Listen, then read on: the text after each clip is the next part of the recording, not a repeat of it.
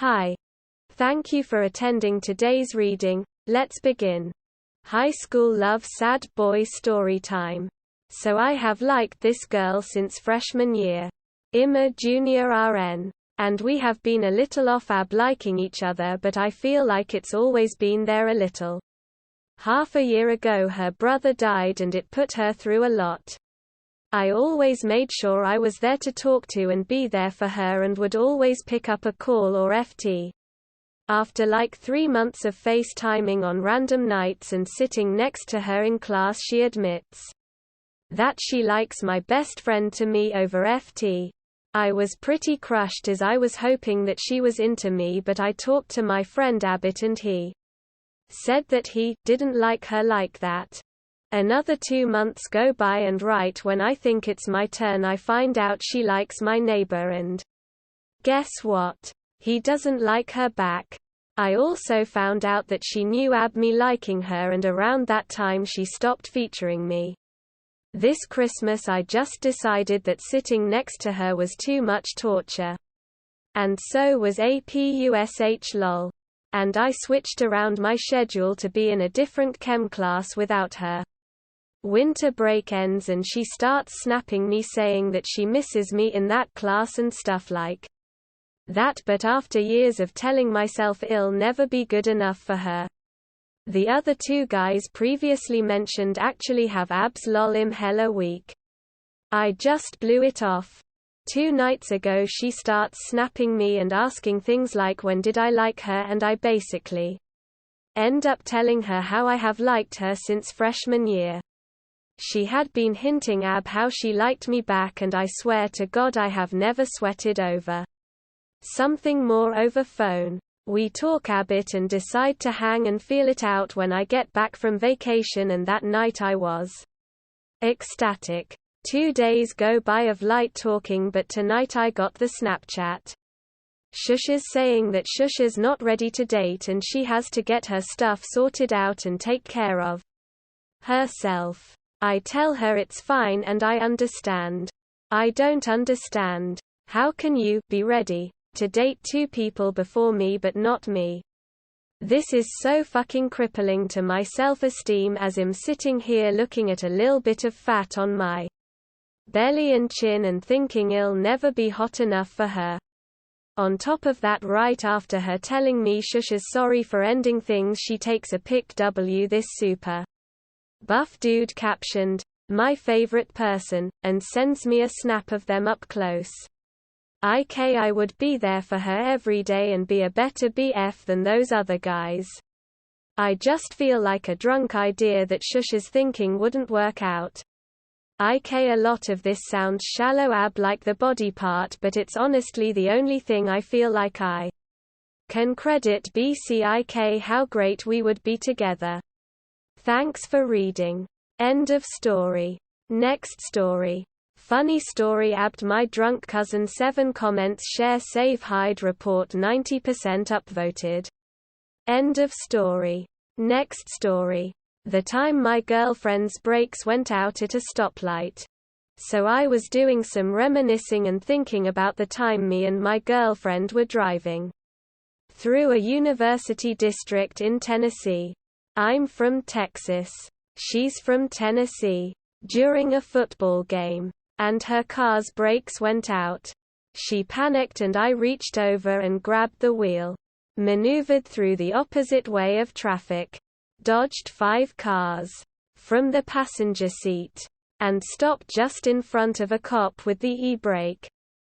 My girlfriend then proceeds to absolutely panic and goes non-verbal from anxiety. Because, well, her license was suspended. And I didn't have mine. I decided to get out of the car. Try to sweet talk the cops. And get us out without having to show our IDs. Or take down any info. So I told the cops I was in the first day of my college tour. I'm all the way from Texas. No money in my pocket. Just trying to see my girlfriend. Who has severe anxiety. And that has never happened with her car before. The cops told me everything is okay. Comforted my girlfriend. and called us a tow truck to get us on our way. I'm not sure what fines we could have gotten. But I'm sure reckless endangerment, driving the wrong way, and failure to stop. We got lucky for sure. End of story. Next story. My dog is the weirdest motherfucker. I swear my dog is a sentient, petty bastard. I give this dog a thumbs up and he just stares at me. I think, shit, what am I doing? So then he just stares at his own foot. That gives me this indignant look of betrayal, as if to say, how dare you? Just because you were lucky enough to have apes as ancestors doesn't mean you can show off your opposable thumbs. And the day before this little shit is going through the bin, I scream at him and he has the audacity to look annoyed. I yell at him to go to his bed. He ever so slowly gets up to walk to his bed, looks at it, looks at me and sits down right next to it. Good Lord. I want a cat. End of story. Next story. Trashy kids laughing while our teachers mourn the death of another tragic suicide. 13 comments. Share, save, hide, report. 96% upvoted. End of story. Next story. Why I choose Reddit. 16 comments. Share, save, hide, report. 92% upvoted. End of story. Next story. Kid with autism brings BB gun into school and shoots everyone. 13 comments. Share, save, hide, report. 91% upvoted. End of story. Next story. Don't wait, I will be 44 years old on January 22nd of this year and I have never met my biological father. I am a true bastard in the literal sense. The result of a one-night stand by a 17-year-old girl in 1977. My mom and I lived with my grandparents for the first few years of my life until she met the man that I called Dad. I was young enough when they met that I don't recall living apart from Dad at any point in my life. He essentially adopted me as his own.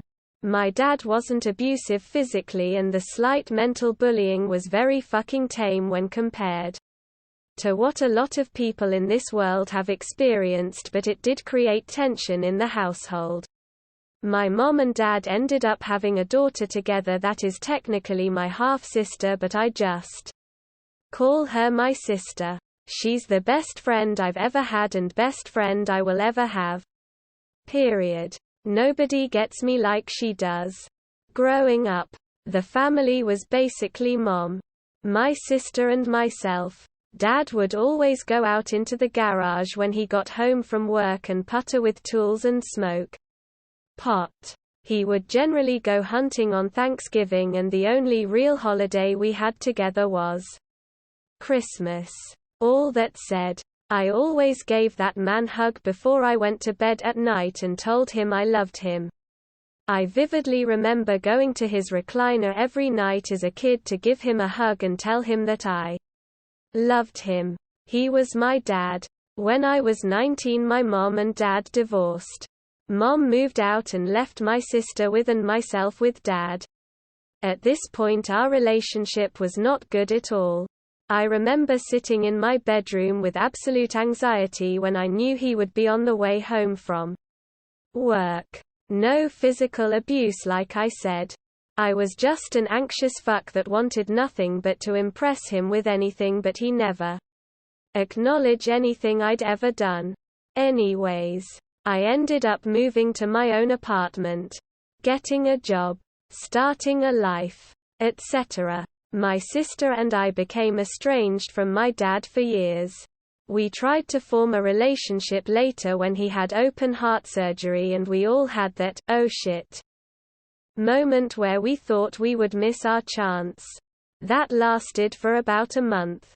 My dad died last year after more than 2 decades of no contact. I sobered up in 2008 and wrote him a long letter attempting to rekindle some sort of relationship. Since I had put the bottle down, he never responded. I felt like I left the ball in his court, but for the rest of my life I will live with the fact that I never got to say goodbye and I never got to hug him one more time and tell him that I love him. I miss you, Dad, and I'm sorry we couldn't make things work. I'm fucking crying as I write this. The point of this story. Don't fucking wait and don't give up. If you think there is a chance with loved one, try your goddamnedest. End of story. That is all for today. If you want to support my automated channel, feel free to drop a like and subscribe. See you tomorrow.